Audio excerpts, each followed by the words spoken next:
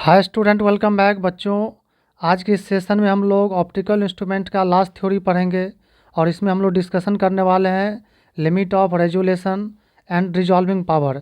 बहुत इंपॉर्टेंट होगा, JEE mains में क्वेश्चन आते रहता है एग्ज़ाम में, ठीक है। और इससे पहले वाला लेक्चर अगर आप लोग नहीं देखें तो उसको ज़रूर देखिए। उसमें मैंने सिंपल माइक्रोस्कोप, कंपाउंड माइक्रोस्कोप और टेलीस्कोप, इन सब के बारे में डिटेल हम लोग थ्योरी पढ़ चुके हैं, ठीक है। अगर नहीं किए हैं तो उसको ज़रूर देखिए। तो चलो स्टार्ट करते हैं आज के इस लेक्चर को हम लोग कि limit of resolution and resolving power. तो बच्चों, ये जो लिमिट ऑफ रिजॉल्यूशन है क्या है समझो। जैसे मान लो एक ऑब्जेक्ट है, ठीक है। तो ऑब्जेक्ट में दो पॉइंट होगा, एक पॉइंट मान लो ये मान लो, एक पॉइंट ये मान लो। तो दोनों पॉइंट अलग अलग दिख रहा है हम लोगों को। अगर आप देखोगे नज़दीक से तो दोनों पॉइंट क्या अलग अलग दिखेगा। जैसे मान लो यहाँ कोई ए पॉइंट होता है, यहाँ बी होता, तो अलग अलग दिखता। तो इसको जैसे जैसे दूर लेके जाओगे, अगर दूर लेके जाओगे तो क्या होगा कि लगेगा कि दोनों पॉइंट दूर नहीं है, एक ही पास में। ऐसा आप ऑब्जर्व किए होंगे कि दूर से लगता है कि अलग अलग नहीं है, एक ही है। तो ऐसा क्यों होता है? क्योंकि अब जो एंगल सबटेंड हो रहा है, जैसे मान लो ये पॉइंट ए है और ये पॉइंट बी है, तो दोनों पॉइंट को ज्वाइन करने वाला जो लाइन है, डिस्टेंस है, वो कुछ एंगल सबटेंड कर रहा होगा आँख पे। जैसे ये आया ऐसे और ये ऐसे आया, तो कुछ एंगल सबटेंड होगा। तो जो एंगल सबटेंड होगा अगर वेरी वेरी स्मॉल हो जाएगा, अप्रॉक्सीमेटली 1/16 डिग्री, यानी 1 डिग्री का 1/16 पार्ट, 1/16 पार्ट, ठीक है। अगर इतना हो जाता है तो क्या होगा, हमारा आँख उसको सेपरेट नहीं कर पाएगा, यानी डिस्टिंग्विश नहीं कर पाएगा, दोनों पॉइंट अलग अलग है, ठीक है। तो जिस एंगल तक सेपरेट हो जाए उसको बोलते हैं हम लोग limit of resolution. Limit of resolution समझ में आया? जैसे इसको हम इसको फिगर से बनाया, देखो यहाँ पे आई लिए हैं, यहाँ पे ये आई लेंस है, ये ब्लैक कलर का।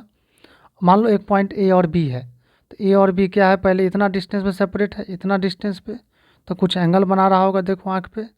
तो लेट से ये एंगल कितना है, ये थीटा एंगल 1, थीटा 1 है। जैसे इसको अब दूर लेके गए, तो दूर लेके जाएंगे तो अब कितना एंगल हो जाएगा, देखो ये दो ले लिए, तो अब कितना एंगल है, ये एंगल हो जाएगा थीटा 2। आप यहाँ देख सकते हो, देखो कि एंगल घट गया।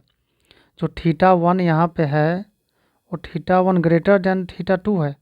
जो थीटा 1 एंगल थीटा 2 से क्या बड़ा है।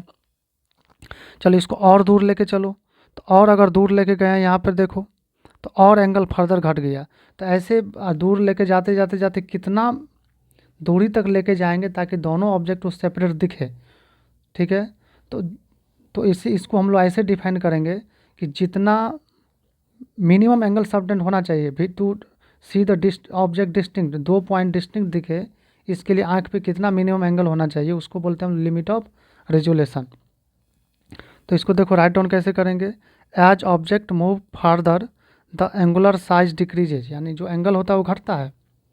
तो लिमिट ऑफ रिजोल्यूशन क्या है, it is ability of objective lens, यानी ऑब्जेक्टिव लेंस से क्या है, एबिलिटी होता है, जो लेंस है उसका एबिलिटी होता है to resolve two objects distinctly. Resolve मतलब दोनों सेपरेट दिखे, रिजॉल्व मतलब क्या, दोनों सेपरेट दिखे डिस्टिंक्टली। एंड मैथमेटिकली जो होता है, it is minimum value of theta for which two objects are just resolved in image. यानी मैथमेटिकली बात करें तो वो एंगल मिनिमम कितना होना चाहिए जिसके लिए जो पॉइंट है, यानी दो ऑब्जेक्ट जो है जस्ट क्या हो, पॉइंट को एज ए ऑब्जेक्ट मान लो अलग अलग सेपरेट। मान लो एक पॉइंट ए है, कोई कह सकता है, कोई पॉइंट बी कह सकता है, ठीक है। तो ये भी कहोगे object A object A B, दोनों जस्ट क्या है, सेपरेट हो जाए, distinctly just resolved in image, ठीक है। अब 1/थीटा अगर करेंगे तो क्या होगा, ये रिजॉल्विंग पावर हो जाएगा। अगर थीटा को बोलेंगे तो ये लिमिट ऑफ रिजोल्यूशन है, और उसका रेसिप्रोकल जो होता है वो क्या होता है, reciprocal of limit of resolution theta, वो कहलाएगा रिजॉल्विंग पावर। तो समझ में आ गया रिजोल्यूशन क्या है। लिमिट ऑफ रिजोल्यूशन ये है कि आँख पे कितना दो ऑब्जेक्ट मिनिमम सबटेंड करे कि ताकि वो क्लियर दिखे कि दोनों अलग अलग है, उसको बोलते हैं लिमिट ऑफ रिजोल्यूशन। और उसका रेसिप्रोकल कर दी 1/थीटा, तो इसको बोलते हैं रिजॉल्विंग पावर, ठीक है। आई होप कि आप लोगों को कोई दिक्कत नहीं होगा। अब देखो जो रिजोल्यूशन है, इससे क्वेश्चन जेईई मेंस में कैसे पूछता है, यानी कंपटीशन में कैसे पूछेगा, ठीक है। बोर्ड में भी पूछ सकता है, सीबीएसई में, ठीक है। तो इसको कैसे डिफाइन करते हैं हम लोग, तो आँख के लिए अलग से करते हैं, आई के लिए, टेलीस्कोप के लिए अलग करते हैं हम लोग, और आपका माइक्रोस्कोप के लिए अलग करते हैं। तीनों को केस को हम लोग 1 बाय 1 डिस्कशन करने वाले हैं। आप लोग अच्छे से पूरे लेक्चर को कंप्लीट देखिए। तो limit of resolution in different situation, limit of resolution in different situation. तो अगर आई के लिए बात करेंगे हम लोग, फॉर आई, आई के लिए देखो यहाँ पर एक आई बना लिए हम लोग, ठीक है, आई के सिंबल है। और यहाँ पर दो ऑब्जेक्ट लिए हैं और दोनों ऑब्जेक्ट के बीच का जो सेपरेशन है मान लो डी है। दोनों ऑब्जेक्ट ए और बी के बीच का सेपरेशन कितना है, डी है। और ये जो एंगल सबटेंड हो रहा है, ये कर रहा है, ये थीटा कर रहा है। तो लिमिट ऑफ रिजोल्यूशन जो होगा ये रेले क्राइटेरियन के अकॉर्डिंग, रेले क्राइटेरिया फ्रॉम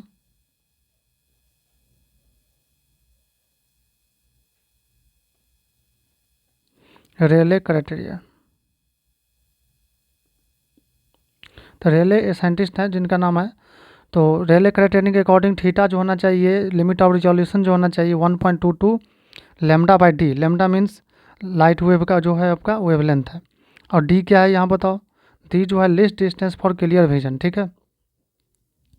यानी इसको ये कह सकते हो अपर्चर कहो, यहाँ पे वो नहीं कहो, यहाँ पर डी जो है अपर्चर है, इसका क्या हो जाएगा, अपर्चर हो जाएगा लेंस का। तो रिजॉल्विंग पावर क्या होगा, 1/थीटा हो जाएगा। तो अगर साइज ऑफ ऑब्जेक्ट निकाले, मान लो कभी कभी पूछ सकता है, तो देखो यहाँ पे इतना छोटा एंगल है कि इसको क्या है हम लोग लगभग आर्क मान लेते हैं। तो आप लोग पता होगा अगर ये आर्क है, ये थीटा है, ये आर्क है एल और रेडियस है, तो एल इक्वल टू कितना होता है, 8 थीटा होता है, आर्क की लेंथ इक्वल टू।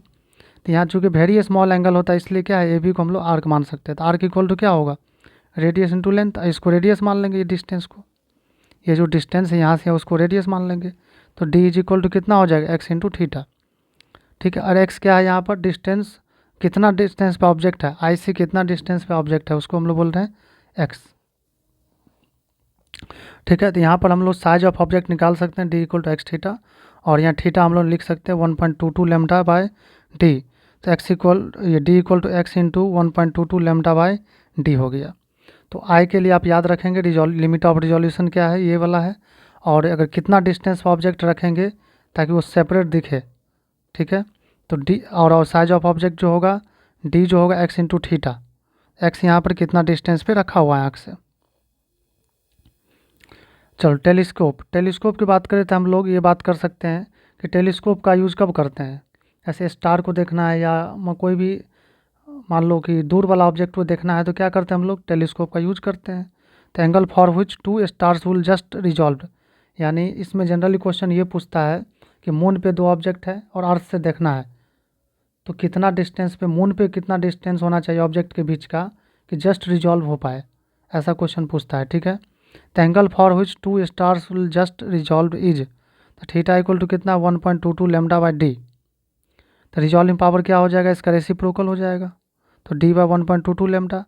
अब यहाँ इंपॉर्टेंट ये बात बहुत ज़्यादा है कि अगर मान लो स्टार का डिस्टेंस है अर्थ से, मान लो कितना है एक्स है, तो स्टार के बीच का कितना डिस्टेंस होना चाहिए, दो स्टार के बीच का डिस्टेंस कितना होना चाहिए, D equal to X into theta. यहाँ पे डी जो है देखो याद रखना, distance between star, generally moon के सरफेस पे देता है, ठीक है, डिस्टेंस बिटवीन स्टार्स, ठीक है। चलो माइक्रोस्कोप के लिए अगर बात करें तो मान लो यहाँ पे एक माइक्रोस्कोप ले लिए, माइक्रोस्कोप में अब एक लेंस है, माइक्रोस्कोप ही है, लेंस को क्या बोलते हैं, माइक्रोस्कोप बोलेंगे। और इसका जो अपर्चर है, इसका अपर्चर डी है, इसका अपर्चर कितना है, डी है। और एक ऑब्जेक्ट ले जिसका साइज़ कितना डी है। तो देखो इस तरह से यहाँ से लाइट गया, यहाँ से लाइट गया, चूँकि उसको क्या करना है, इमेज बनाना है, तो या इससे नीचे वाला जाएगा तो नहीं जाएगा लेंस से होके, यहाँ तक मैक्सिमम है, यहाँ तक मैक्सिमम है। तो इसका जो बाइसेक्टर है कितना एंगल बना रहा है, बीटा। तो इसका जो मिनिमम साइज होना चाहिए डी इक्वल टू होता है 1.22 lambda by 2 mu sign beta, ठीक है। और म्यू जो है यहाँ पर ऑब्जेक्ट और लेंस के बीच का कौन सा मीडियम है, उसी मीडियम को हम लोग रखेंगे, उसी का रिफ्रैक्टिव इंडेक्स है। और एक बात और याद रखेंगे बच्चों, म्यू साइन बीटा जो है इसको बोलते हैं न्यूमेरिकल अपर्चर, इसको क्या बोलते हैं, न्यूमेरिकल अपर्चर। और म्यू जो है refractive index of medium between lens and object. देखो एक बार जेईई मेंस में डायरेक्ट क्वेश्चन आया कि अपर्चर दिया हुआ है, ठीक है, म्यू साइन बीटा, तो याद रखेंगे ये म्यू साइन बीटा को हम लोग बोलते हैं न्यूमेरिकल अपर्चर है, ठीक है। तो ये है आपका आज थ्योरी ख़त्म हो गया।